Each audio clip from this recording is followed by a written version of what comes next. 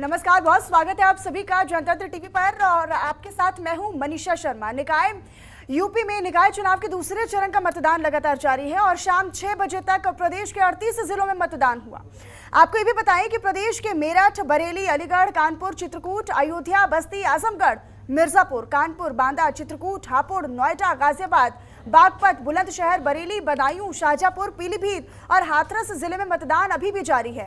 वहीं निकाय चुनाव के दूसरे चरण में दिग्गजों ने भी बढ़ चढ़कर वोट डाला, लोगों से भी अपील की और दूसरे चरण में 38 जिलों की 370 नगरीय निकायों के 6,929 पदों के लिए चुनाव हो रहा है और दूसरे चरण में 39,146 प्रत्याशी अपनी किस्मत आजमा रही हैं। वहीं आपको बताएं कि 3 बजे तक का जो मतदान फीसद का आंकड़ा है वो भी आपको बताएं कि अमेठी जिले में 48.99% मतदान हुआ, चित्रकूट जिले में 45.71% मतदान हुआ, मऊ जिले की बात करें तो 49.70% मतदान हुआ और अंबेडकर नगर जिले में 49.42% मतदान हुआ है।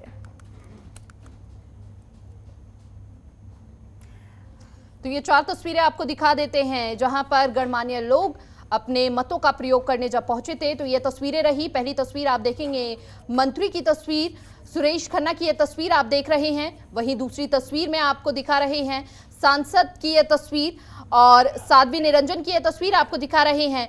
वहीं वीके सिंह केंद्रीय मंत्री की ये तस्वीरें मतदान का प्रयोग करते हुए, वोट कास्ट करते हुए ये तस्वीरें लगातार 4 तस्वीरों में आप समझ सकते हैं गणमान्य लोग जब वहां पर वीआईपी लोग पहुंचे मतदान के लिए। अरुण कुमार, ये चौथी तस्वीर में आप देखेंगे मंत्री अरुण कुमार की यह तस्वीर है। तो 4 तस्वीरों से अंदाजा लगाया जा सकता है जब मतदान केंद्रों पर तमाम गणमान्य लोग पहुंचे अपने मतों का प्रयोग करने के लिए, वोट कास्ट करने के लिए।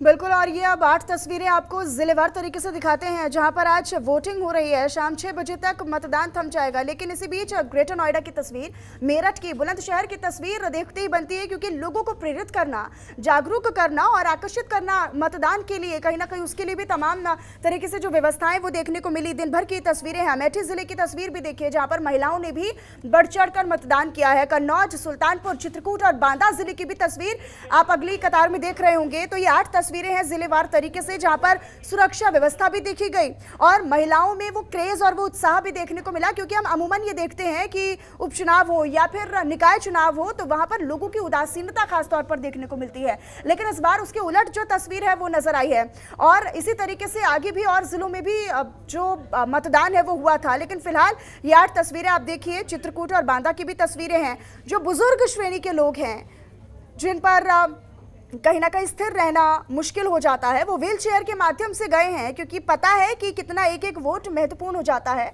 और यही खूबसूरती लोकतंत्र की खूबसूरती भी है। और यही खूबसूरती इन 8 तस्वीरों के माध्यम से आप देखिए कि मतदान केंद्रों को, बूथ को भव्य तरीके से सजाया भी गया है ताकि ज़्यादा से ज़्यादा लोग यहाँ पर आकर्षित हों, अपने मत का इस्तेमाल करें। और ख़ासतौर पर अगर हम युवाओं की बात करते हैं तो युवा वर्ग के लोग भी खासा क्रेज़ के साथ, उत्साह के साथ अपने मत का इस्तेमाल करते हुए आज नजर आ रही हैं। और शाम 6 बजे यानी अब 1 घंटे का समय और बाकी रह गया है और शाम 6 बजे तक जो मतदान है वो पूरी तरीके से थम जाएगा, लेकिन सुबह 7 बजे से लोगों की लंबी कतारें लगी हुई हैं। और मतदान केंद्रों पर हालांकि शुरुआती दौर में हमने देखा था कि तमाम जिलों में, तमाम जगहों पर अव्यवस्था की तस्वीरें भी सामने आई थी। कहीं पर ईवीएम सुचारू रूप से शुरू नहीं, पर मतदान करने में देरी जरूर हुई, लेकिन फिर जल्दी से जल्दी उनको लेकर शिकायतें दर्ज किया गया और फिर उनको फिक्स किया गया। लेकिन उसके बाद जब व्यवस्थाएं सुचारू की गई उसके बाद लोगों ने लंबी कतारें लगाई और बढ़ चढ़कर मत का इस्तेमाल किया। बिल्कुल मनीषा, देखिए कई जगहों से ये भी तस्वीरें सामने आई जहां पर फर्जी वोट डाले जा रहे थे। पुलिस प्रशासन चूंकि काफी अलर्ट था तो वहां पर कई लोगों को हिरासत में भी लिया गया और ऐसे में कई निर्दलीय अगर प्रत्याशियों की बात की जाए तो उनके बीच झड़प भी होती हुई नजर आई। तो अलग अलग तस्वीरें आज सुबह से हम देख रहे हैं अलग अलग जगहों से, लेकिन ईवीएम में ये तस्वीरें भी कैद होंगी और सभी की किस्मत भी कैद हो जाएगी। 13 तारीख को नतीजे आने हैं और 13 तारीख को तस्वीर साफ हो जाएगी कि आखिर जीत का रास्ता किसके लिए खुलने वाला है, जीत का दरवाजा आखिर किसके लिए खुलता है। बहरहाल आपको ये 8 तस्वीरों से अंदाजा लगाया जा सकता है किस तरह का उत्साह, किस तरह की व्यवस्था देखी गई। आज सुबह से ही ग्रेटर नोएडा से पहली तस्वीर आपको दिखा रहे हैं जहां पर पुलिस प्रशासन चप्पे चप्पे पर तैनात नजर आ रहा है और सुपर एक्टिव मोड में नजर आ रहा है। बिल्कुल मानिए, और लेकिन जब हम इन चुनावों की बात करते हैं तो स्थानीय मुद्दे खासतौर पर अहम हो जाते हैं, क्योंकि यहाँ पर जो मुद्दे होते हैं, चाहे हम सफाई की मुद्दे की बात कर ले या फिर जल निकासी की बात कर लें, सड़कों की गुणवत्ता की बात कर ले या फिर स्वच्छता की बात कर ले, तो ये तमाम वो स्थानीय मुद्दे होते हैं। हर घर जल का एक बहुत बड़ा मुद्दा है जो पश्चिमी क्षेत्रों में हम देखने को मिलता है, और उन अव्यवस्थाओं को लेकर लोगों में अमूमन नाराजगी भी देखने को मिलती है। और यही मौके होते हैं जब लोग अपने जनप्रतिनिधियों को चुनाव उनका करते हैं, उनको चुनते हैं, और कई ऐसे मुद्दे हैं जो अहमियत रखते हैं लोगों के बीच में। बिल्कुल, लेकिन यहाँ पर राजनीतिक दलों को भी ये समझने की बहुत ज्यादा जरूरत है कि जो वो मुद्दे उठाते हैं क्या वो सही में जनता के हित में हैं, क्या वो जनता उन मुद्दों को देखते हुए ही अपने मतों का प्रयोग करेगी, अपना वोट कास्ट करेगी, या फिर जो स्थानीय मुद्दे हैं जिन्हें कहीं ना कहीं राजनीतिक दल बहुत पीछे छोड़ देते हैं। और निकाय चुनावों की जब बात होती है तो निकाय चुनावों में सबसे महत्वता जो रखते हैं वो तमाम मुद्दे होते हैं जिन्हें लेकर जनता अपने मन में और अपने अब कह लीजिए कि तैयार होकर जाती है कि हमारी गली में या हमारे कह लीजिए कि वार्ड में जो कमी है, चाहे वो सड़क की कमी हो या फिर आपने कहा कि जल की जो भारी कमी देखी गई है, ये मूलभूत सुविधाएं हैं। मानी, और देखिए ये काफी महत्वपूर्ण है क्योंकि अब से 1 घंटे का समय बाकी रह गया और 1 घंटे बाद जो मतदान की प्रक्रिया है वो पूरी तरीके से थम जाएगी। लेकिन चुनाव के नतीजे तो 13 को आएंगे, लेकिन उससे पहले कहीं ना कहीं ये जो उत्साह है वो देखने को मिला है लोगों के बीच में, और वो लगातार हम तस्वीरें सुबह से ही अपने दर्शकों को दिखा भी रहे हैं और आज इसी पर हम चर्चा भी करेंगे।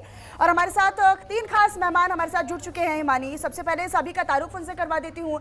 नवलकांत सिन्हा जी हमारे साथ जुड़े हुए हैं वरिष्ठ पत्रकार के तौर पर। सर, बहुत स्वागत है आपका जनतंत्र टीवी पर। पीयूष पंत जी वरिष्ठ पत्रकार के तौर पर हमारे साथ जुड़ चुके हैं। सर, आपका भी बहुत स्वागत है। और दिलीप यशवर्धन जी राजनीतिक विश्लेषक के तौर पर हमारे साथ जुड़ रहे हैं, आपका भी बहुत स्वागत है। लेकिन शुरुआत में नवलकांत सिन्हा जी आप ही के साथ करना चाहूंगी। जैसे कि आप देख भी रहे हैं कि लोगों में कितना उत्साह है, खासतौर पर अगर हम युवा वर्ग की बात करते हैं तो उनमें खासतौर पर क्रेज देखने को मिलता है। अमूमन हमने देखा है कि ऐसे चुनावों में उदासीनता देखने को मिलती है, लेकिन इस बार तस्वीरें उलट हैं। पोलिंग हो रही है और मैं तो आपके चैनल के 1 घंटे से कम का समय बचा है, तो आपके चैनल के माध्यम से अपील करूंगा कि जिन क्षेत्रों में चुनाव है वो आगे बढ़ करके निकले। घर से 6 बजे के बाद भी वोट डाल सकते हैं। अगर 6 बजे तक वो पहुंच जाते हैं, उसके बाद वो क्यू में हो जाते हैं, तो जब तक वो क्यू खत्म नहीं होती तब तक वोट डाला जा सकता है। तो लोग आगे बढ़ के वोट डालें। अब ये दूसरे फेज का 1 घंटे बाद भी चुनाव खत्म हो जाएगा, तो आप समझ लीजिए कि जो 17 महापौर के चुनाव है, उस लिहाज से देखा जाए तो यहाँ पे जो लड़ाई है वो बीजेपी के साथ है। यानी कि केवल 2 सीटों को छोड़ दी तो सब पे काबिज थी बीजेपी, और शाहजहांपुर 1 सीट बड़ी है, मेरठ और 2 सीटें थी जहां पे बीएसपी जीती थी। तो जाहिर सी बात है बीजेपी के सामने सबसे बड़ी चुनौती है। इस फेस में ही दोनों सीटें हैं जो बीएसपी ने जीती थी। समाजवादी पार्टी ने भी इस फेस में काफी जोर लगाया, कुछ सीटों को उन्होंने चिन्हित किया, वहां पे अखिलेश यादव भी प्रचार करने गए। तो जाहिर सी बात है वो भी एक महत्वपूर्ण हो सकता है।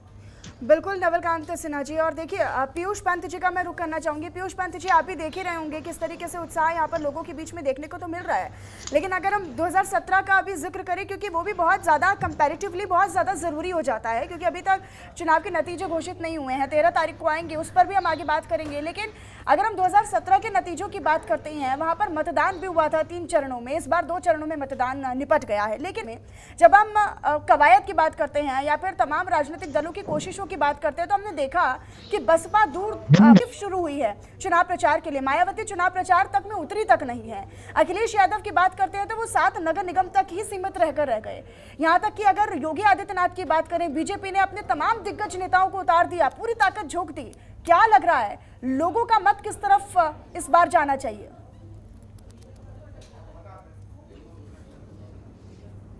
देखिए, जिस तरह से मतदान का प्रतिशत कम हो रहा है, वो ये दिखाता है कि लोगों में बहुत उत्साह नहीं है। लोग जो है कि वो नेताओं से, हर पार्टी के नेताओं से को समझ गए हैं, जान गए हैं कि वो सिर्फ वोट लेने के लिए बड़ी बड़ी बातें करते हैं, लेकिन उनकी समस्याओं का समाधान नहीं करते। क्योंकि देखिए, अभी पहले फेज में भी आपने 2017 की तुलना में इस बार कम प्रतिशत जा रहा है। ये लगातार दिखाई दे रहा है। बनारस में भी हमने देखा बहुत कम वोटिंग हुई, लखनऊ में बहुत कम वोटिंग हुई, और आज भी मुझे नहीं लगता कहीं का मैंने एक आध जगह छोड़ दीजिए तो 50 के ऊपर गया हो, ये सुना नहीं है सर। तो ये साफ दिखाई देता है कि अब जनता को, हालांकि इलेक्शन कमीशन कहता है, पॉलिटिकल पार्टीज कहती हैं, प्रधानमंत्री जी भी आह्वान करते हैं, लेकिन सवाल ये है कि जब जनता जो है को लगातार जो है धोखा खाती है, तमाम वादे किए जाते हैं, उन वादों को पूरा नहीं किया जाता है, और दूसरे मुद्दे लाके और जिस तरह के अपशब्द बोले जाते हैं एक दूसरे पार्टी के नेताओं को, तो वो सब लेके अब लोगों का एक, मुझे लगता है कहीं न कहीं मन बहुत उचट गया है इससे। इसीलिए आप देखिए शहरी मतदाता जो है उसका वोट प्रतिशत, ग्रामीण मतदाता तो फिर भी, क्योंकि वो उसके लिए एक वोट देना सबसे बड़ी बात होती है, वो ये समझता है कि मैं सरकार बदल सकता हूँ, या सरकार जो है मेरी माई बाप है और मेरा जो है वो बदलाव लाएगी, मेरा भला करेगी। लेकिन शहरी मतदाता जानता है कि पार्टियां किस तरह से जो है कि वादा करती है और मुकर जाती है, तो शहरी मतदाता में जो है पूरी की पूरी उदासीनता हमें दिखाई देती है लगातार। और ये जो है कि हम दिखाई दे हर बार के जो चुनाव के जो परिणाम, ये मतदान के जो प्रतिशत आते हैं, उससे यही दिखता है कि रूरल में ज्यादा होता है, शहरों में कम। और ये आज भी जो है दूसरे चरण में भी, हालांकि कैंपेनिंग ज्यादा हुई, अखिलेश यादव ने भी इस बार बढ़ चढ़ के कैंपेनिंग करी है, योगी आदित्यनाथ जी तो कर ही रहे हैं, क्योंकि यहाँ पर आपसे ये भी उनके जिम्मे की लड़ाई है, क्योंकि इस बार। ठीक है पीयूष जी, आपसे ये भी समझना चाहेंगे, जैसे कि जो राजनीतिक दल दावे वादे चुनावी प्रचारों में करते हैं, ऐसे में करनी कथनी में आप बोल रहे हैं कि समझ चुकी है जनता, इसीलिए कहीं ना कहीं वोट प्रतिशत में कमी आई है, लेकिन क्या यहाँ पर यह समझना बहुत ज्यादा जरूरी नहीं हो जाता, चूंकि निकाय चुनाव है और ऐसे में जो स्थानीय मुद्दे हैं उससे कहीं ना कहीं राजनीतिक दल दूर होते हुए नजर आ रहे हैं? जनता के बीच में प्रचार के लिए तो उतरते हैं, लेकिन स्थानीय मुद्दों को उठाने की जगह वो नेशनल मुद्दों पर चले जाते हैं और कहीं ना कहीं उन्हें हावी कर देते हैं।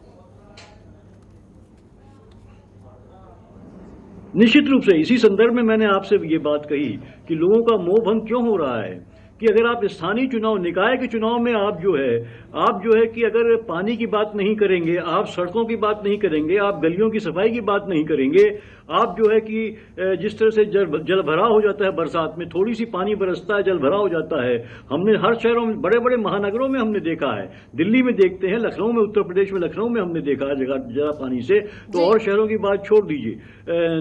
तो ये नहीं है, ये लोगों की समस्याएं जो है, इस तरह की जो पानी की समस्या जो है, पानी का क्राइसिस रहता है, लोगों को साफ पीने का पानी अभी भी नहीं, तमाम दावों के बावजूद नहीं मिल रहा है, तो ये समस्याएं होनी चाहिए, इसको लेके लोगों के पास जाना चाहिए और उनसे ये वादा करना चाहिए और उसका निवारण भी करना चाहिए जीतने के बाद। लेकिन ये हो नहीं रहा है। पार्टियां जो है वहां पे मंदिर ले आएंगी, वहां पे मस्जिद ले आएंगी, वहां पे जो है कि आप जो है सबका विकास, सबका साथ ले आएंगे, लेकिन हो कहाँ रहा है सबका साथ और सबका विकास? कहाँ हो रहा है? आप जब छोटे स्थानीय मुद्दे जो है उनको लेके अगर आप लोगों को नाराजगी भी देखने को मिलती है और उसका असर तमाम राजनीतिक दलों पर भी पड़ता है। हम इस पर अभी बात करेंगे। पीयूष पात्र जी, आप बने रहिएगा, लौटूंगे आपके पास, लेकिन इसी पर तस्वीरें और जानकारी साझा करने के लिए हमारे तमाम सहयोगी सुबह से ही हमारे साथ लगातार जुड़े हुए हैं।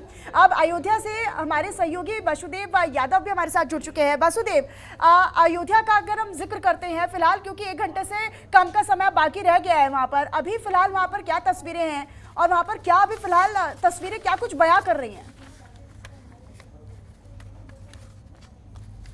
बिल्कुल बताना चाहेंगे कि आज स्थानीय निकाय चुनाव है, जिसके चलते यहाँ पर 8 निकायों में आज मतदान हो रहा है। प्रातःकाल 7 बजे से अभी तक मतदान की प्रक्रिया जारी है। प्रातःकाल यहाँ पे मतदान का जो रेशियो रहा काफी तेज रहा, क्योंकि शीत का सुबह का मौसम भी सुहाना रहा। लोग काफी संख्या में घरों से निकल कर मतदान किए हैं।